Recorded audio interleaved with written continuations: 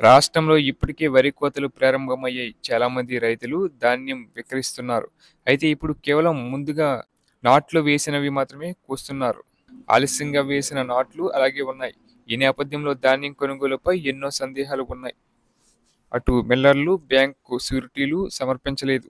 ఈ సమయంలో కూటమి ప్రభుత్వం రైతులకు శుభవార్త చెప్పింది.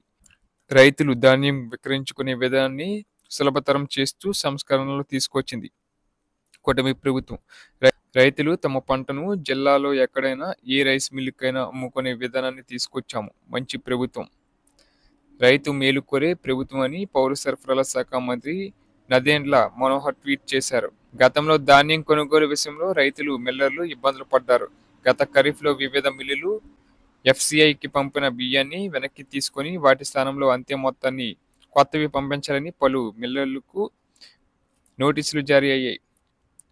పోర్టిఫైడ్ బియ్యం తయారీలో భాగంగా వినియోగించే కర్నల్స్ నాణ్యత లేనివి ఉపయోగించారని, మిల్లులకు చెందిన వందలాది టన్నుల బియ్యం వెనక్కి తీసుకొని మళ్లీ కొత్తవి పంపించాలని నోటీసుల్లో స్పష్టం చేశారు.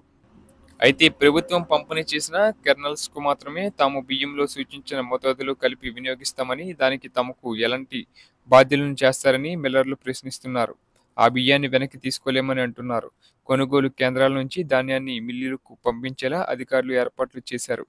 మిల్లర్లు కొనుగోలు కేంద్రాల నుంచి తీసుకున్న ధాన్యాన్ని మరపట్టించి గోదాములకు తరలించాల్సి ఉంది.